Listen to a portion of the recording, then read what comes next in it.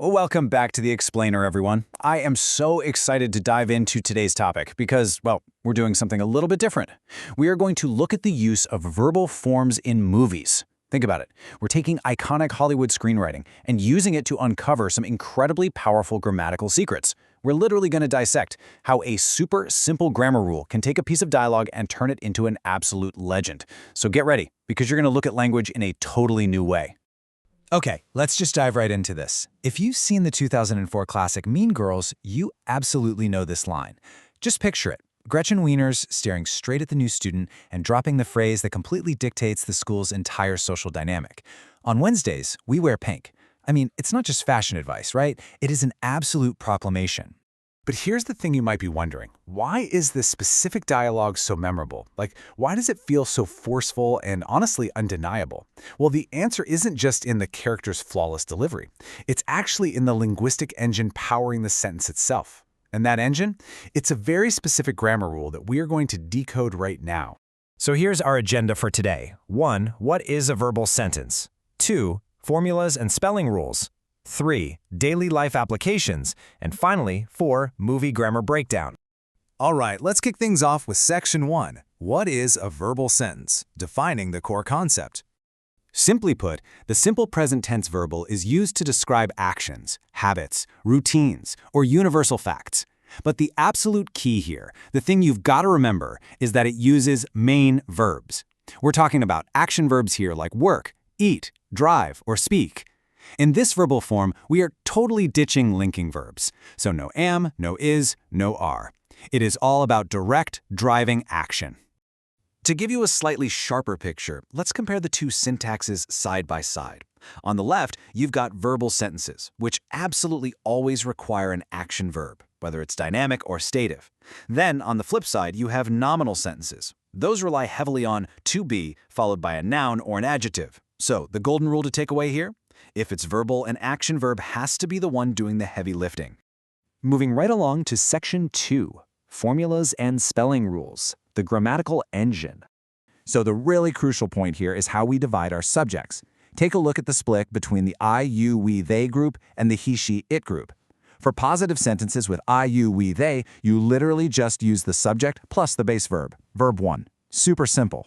But if the subject is he, she, it, you've got to add an s or es to that verb. Now for negatives, that first group uses don't, while the third person singular uses doesn't, and notice how the verb reverts right back to its pure base form there.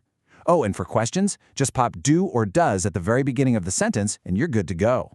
Now, of course, adding that s or es for he, she, it does have its own little set of rules. But don't worry, there are really just 3 simple ones to remember. First up, for standard verbs, you just add an s, so work becomes works. Easy. Second, if the verb ends in ch, x, s, o, or z, you add es. So watch transforms into watches. And the third rule, if the verb ends in a consonant plus y, you change that y to ies. For example, study becomes studies. Make sense? All right, let's jump to Section 3, Daily Life Applications, Beyond the Screen. Let's actually take a look at some daily routines. For a positive statement, you might say, I drink warm water. The subject I meets the action verb drink. For a negative statement, she doesn't commute.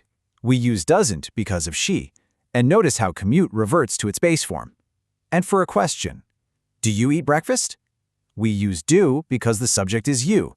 You know, it's funny. This is a grammatical pattern you're probably using every single morning without even realizing it.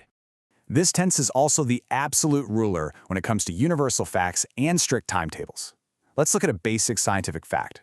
Water boils at 100 degrees Celsius. The verb boil gets an S because water is a singular it subject. Or think about unchangeable schedules like the Tokyo flight departs at 9 p.m. The flight is a singular subject, right? So depart becomes departs.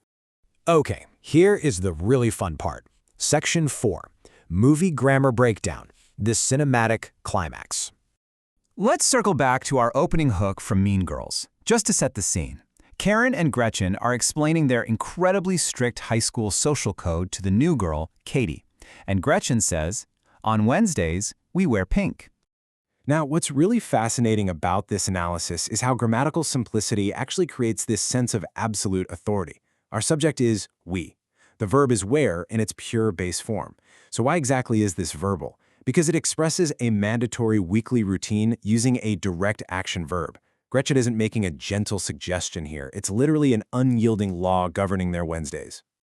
Next up, let's jump over to the 2001 fantasy epic, The Lord of the Rings, The Fellowship of the Ring. Picture the Council of Elrond. Boromir is warning the group about the sheer, terrifying danger of Sauron's realm, and he definitively states, "One does not simply walk into Mordor." And while this brilliantly illustrates the sheer power of the negative form of our tense today, the subject here is one, which acts as a third-person singular pronoun. Because of that, we use the negative auxiliary does not, plus the base verb walk. Why is it verbal? Because this specific structure states a general fact about a physical impossibility. Boromir is using this exact grammar rule to emphasize that casually strolling into an enemy stronghold isn't just hard, it is universally impossible. Finally, let's blast off into space for a second to 1977's Star Wars Episode 4. Think about the scene where Darth Vader confronts Admiral Mahdi, who is totally underestimating the Force. Vader doesn't yell, he doesn't scream, he simply uses this incredibly chilling verbal form. I find your lack of faith disturbing. Let's really look at the framework of this sentence. The subject is I. The verb is find, which is a base verb of mental perception. So why is this a verbal sentence? Well, because it states a present mental reaction using that main action verb, find. This single verb anchors what is essentially a wildly powerful, intimidating personal declaration. It's a razor-sharp mental observation, and it's wrapped perfectly in the simple present tense, verbal. Honestly, I think it's incredible how the exact same grammar rules we use to talk about drinking a glass of water in the morning are the literal same rules that create the most legendary, iconic lines in cinema history. Truly grasping this structure gives you the ultimate key to communicating with crystal clarity and total authority. So, as we wrap up today's explainer, I want to leave you with this final thought. Based on everything we've just uncovered, what's next for you? Would you like to practice converting these active sentences into passive forms? Or are you more eager to explore the nominal present tense? Think about it, keep observing the grammar all around you, and I will see you in the next explainer.